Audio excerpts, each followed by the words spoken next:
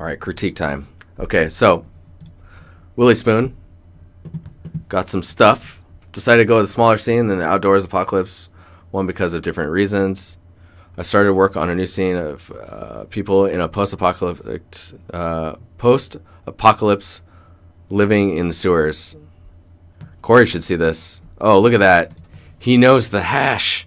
Oh my god, that's awesome. You don't need to say crit now. Look at that. You just do the number. That's so good. Okay, so let's... what is that noise? What is happening? Oh, I think someone joined. I think that's what that was. So this looks pretty good. There's some weird... I'm going to be really quick on just small things, and then I'll just move on to the next thing. There's some weird edges here. I don't know if you can see those. They're like hard edges. It might be because it's geometry. But yeah, in general, this looks pretty good. I think it's not a standout asset, but I don't think it needs to be once it's in the scene, right? Yeah, see, once it's over here, it's going to look great. It's going to look fine. Some stuff to think about while you're building this. Think about the way that pipes continue along surfaces and like where they could break and go down, where there could be nozzle controls, how this fits to the wall. There's probably a cap of some sort, how it goes into the ground, where vents might be, or little like things. Think about something that you can do with this edge to break it up. Maybe like, maybe it does this and then down inside of here, like it does. I don't know if I'm drawing this very well. Something like that. So maybe if it there's a leak up here or runoff, then it can funnel into this and then shoot down into the rest of this drain area. Just things to break up edges. Like these guys, this. Like you can just go in and model the edges up a bit. Or like earlier we saw in the Discord, there was placing bricks on top or inside of the mesh, just sticking out just to break up the silhouette. Especially if this ends up being in shadow, and then it's just a shape, right? Think about where lights will be. If this is a maintenance, like sewer area, like there's these container things, right? Maybe there's a control box here, and the wire goes up along the wall or something like that. And then where a light comes off the wall. Is there a light up here maybe? Is there more pipes here? Think about breaking up uniformity of the pipes so they're not all the same direction or same height. Maybe some smaller ones that go out and then maybe turn. Stuff like that could be good. Oh, jeez. Yeah, jeez. Onward. Confrontation. Pretty much done with this scene. We'll most likely do some refinements, but this won't change the overall look much. Okay, let's check it out. Yeah, dude. Solid. Solid. The contrast in the stones maybe work on like how dark the range is inside between the bricks versus the bricks themselves. Either make the bricks a little bit darker or the grout area a little bit lighter. It's probably bringing the bricks down just a little bit, because if you think about it, it all kind of turns into the same dirt, and the bricks just present themselves in the way that the light and the roughness hits them. The albedo tends to average out the same. That shadow is fucking terrifying. That rabbit is terrifying. Maybe this dripping stuff here, I was going to say maybe adding some dripping, but it's subtle and it's there. The way you've broken up this wall is really nice. This wall edge looks really, really good. I take it that this is a whole modular setup. The back part of this pipe feels very strange. It's like not casting a shadow or something. And then I might reinforce these planks a little bit more. Maybe make it a little longer, because that looks really fucking dangerous. Like, you know, maybe it'll come out all the way up to here. Something like that. This ladder, I like what it's doing, going up and kind of breaking, because everything's doing this direction stuff, right? Or this. this ladder is bringing in this angle, right? Compositionally, it's doing this, which is really cool.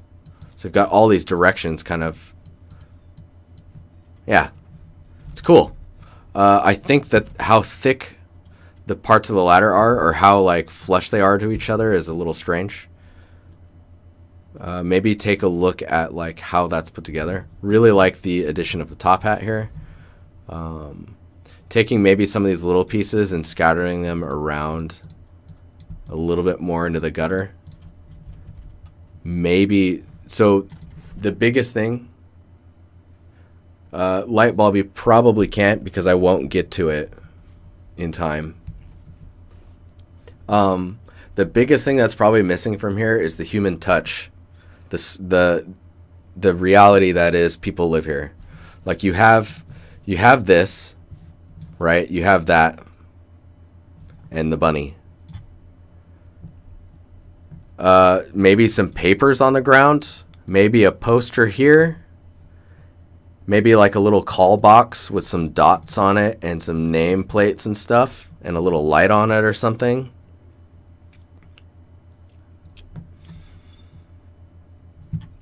Maybe a trash can, some little pieces of trash throughout the scene. They don't have to be heavy or anything.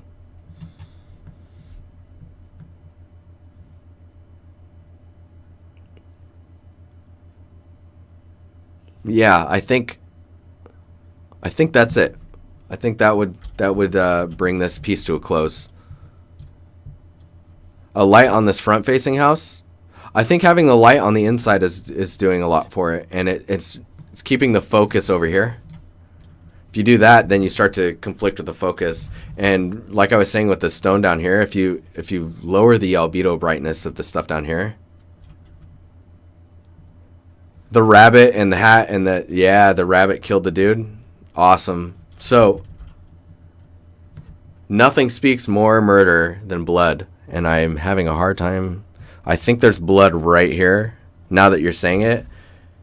But I think if there was blood here and then some drops leading this way, and then if the blood's over here, to maybe fill in the normal taking over the brick, so that you don't, because right now I think the normal is breaking up the blood.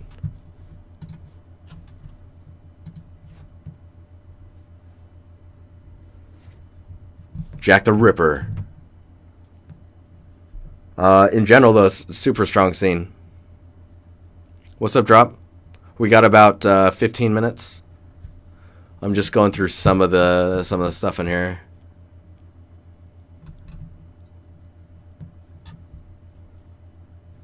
Sent wrong image earlier, so deleted. New mud material. Working on albedo at the moment. Chris, welcome. Also, forget the dots in the puddles. Haven't masked them out yet. Let's check it out. So in general, this looks pretty good. I feel like it's hard to explain, but the noise of the mud height that's kind of giving it that lumpy look is very uniform right now. And I think some rhyme and reason as to why the mud is high here and low here will help sell the material a lot. Like if it's natural, the puddling happens because there's low points in it, right? But those low points pull water into them. The water doesn't just show up there. So maybe having some lines that are starting to show the water draining that direction, or in the larger areas of the mud, having the roughness shift just slightly less or just slightly more rough, so that they look like they're losing the saturation of the water because it's pooling in these areas. And then it's about like, this scene looks wet enough with the way the water is pooling that that dark edge should actually probably be further out. And then it just needs maybe some directional damage to the mud.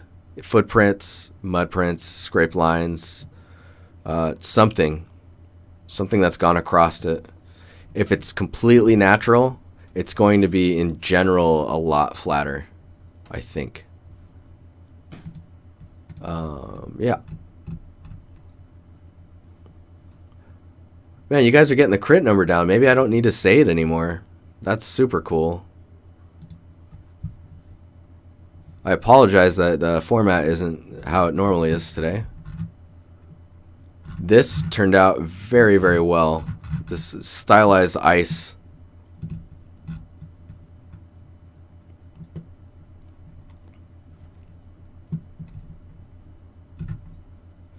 It's super cool. I would love to see it rotating, to see some parallaxing inside of the ice itself, just to see some depth, because it looks like there's like a white core right here. It might just be the colors, and like you're seeing some nice refraction here. Dude, I just want to see it moving. Like upload a 4K video of it just rotating, so you just staring at the glisten, like a close zoom in and the slow pan down as it's rotating. It's like sexy ice, just so good. Don't hide in shame. You're fine. You're fine, Tobias.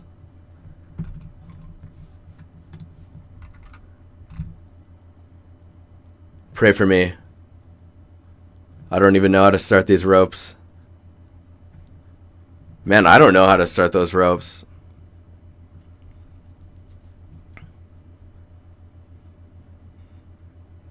That's an interesting idea with starting the knot and then using like maybe like build a grid that's of the same kind of shape, and then duplicate these knots on that grid and then do a bridge between the knots. But yeah, this is pretty that's pretty intense. I actually have no idea how to approach that. I would probably go the manual route, which is not really the best route. Oh shit, look at that. Wood. That looks awesome. That looks awesome. The difference in like the size of the wood pieces is really nice, and that break line there is really cool just to be seeing it. Oh, this is cool too, this part coming out.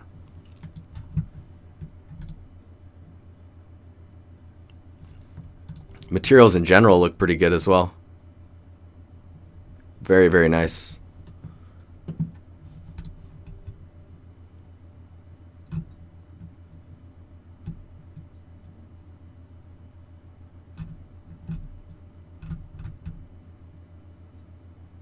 I don't know what to do with books. They don't look as good as I want them to be. All right, so books need to have a reason, right? And all uniform color does for books is give them a sense of unified. Oh, Jopi, that's a great idea. Marvelous designer for the knots. That could probably help you quite a bit, actually. So the color of books only tells you that they're part of the same volume set, right? So looking at like, if they're part of the same volume set, maybe adding some label details and stuff like roughness variation and things like that. Let me see if I can find like a good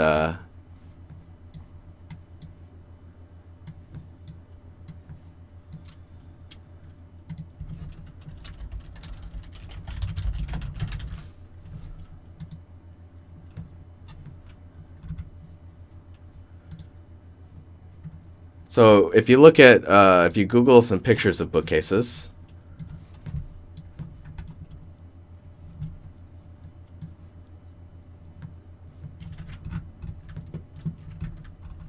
they tend to be pretty non-uniform.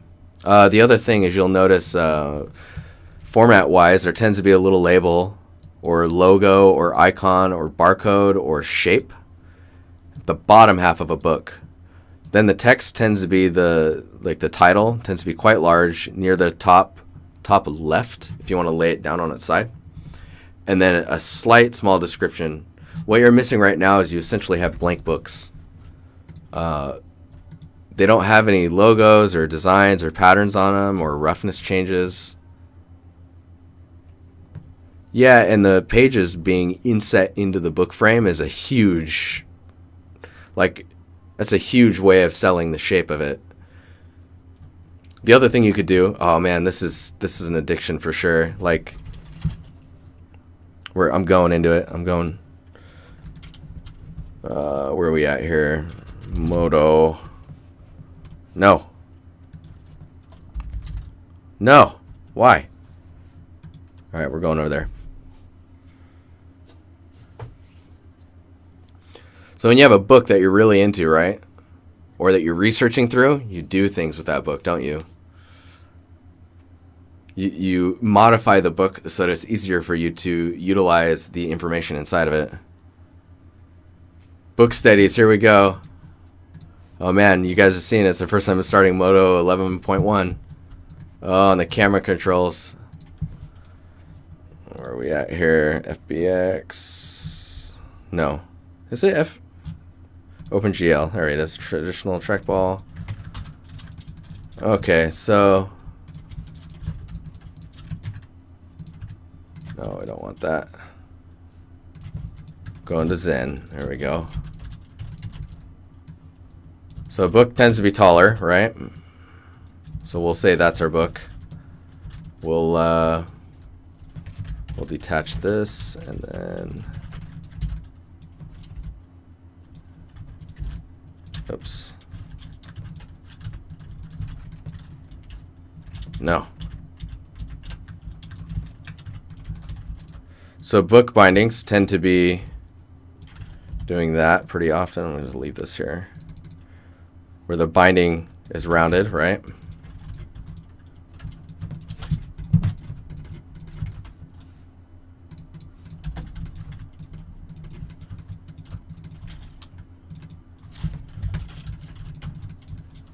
I'm going to just connect these so that we have a straight path going on there. And then we'll inset these however much the binding is. And then we'll inset this way.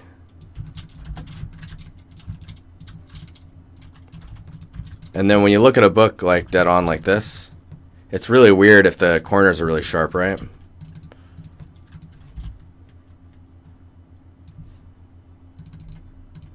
I need to make that hotkey. There's a hotkey that you can set so that you can just press a button and bevel up or bevel down the count. Oh, it's really nice.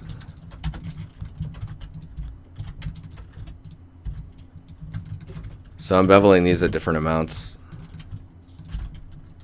Oops. No? Fine. There we go. And then maybe doing some cuts here. I'm not thinking about the geometry very much as far as like where edges are ending and how many edges there are that are turning into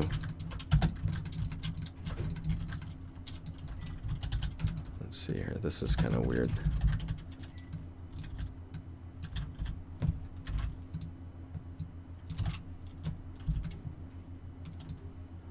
We'll move that back. We'll make a thinner one. Think about how they rest on each other and stuff.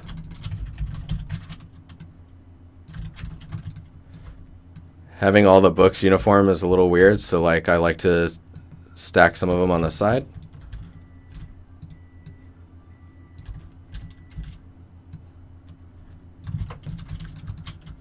We'll move that into place here, and then let's all the subtle imperfections of book stacking.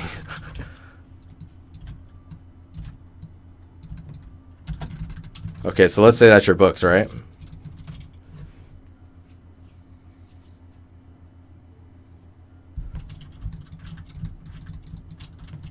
How long are my streams usually? They're usually about 2 hours long. What I'm going to do here is not very normal. Let's do that. Oh, negative scaling. There we go. So this will give you an idea of scale of the asset as well as give you some added detail.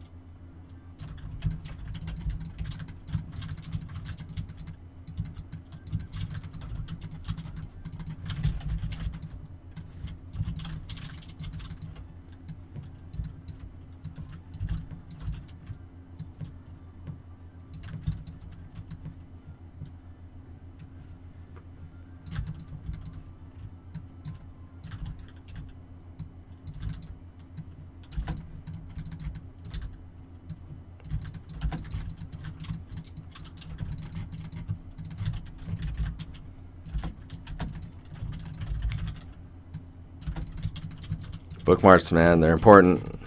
They tell you where you're at.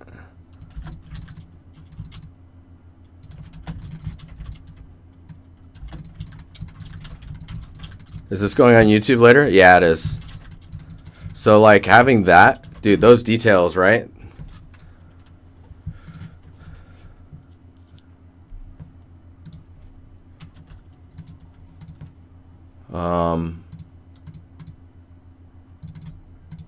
So when you do a bake as well, even getting like top views and side views, see how much detail you get out of that? Actually, let's try the, let's see here. Oh, I'm in Zen. There we go. Oh, I haven't set the hotkeys to Zen.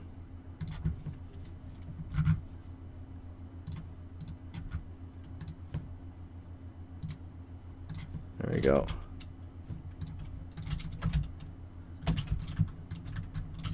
So I'm just going to take these.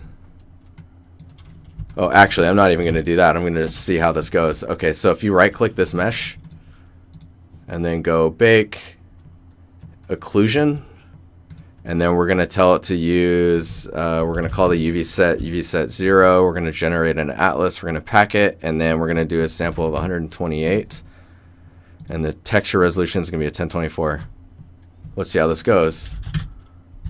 Oh, what? All right, well, let's just, yeah, okay, we'll do that folder. Oh man, that is those are some UVs. Boom, look at that. Oh my god, that's so sick. Oh man, Moto, I love you. Look at those.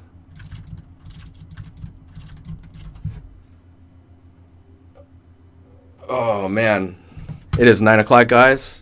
Time to get out of here. Yeah, it's probably lag because of that bake. You probably lost some frames.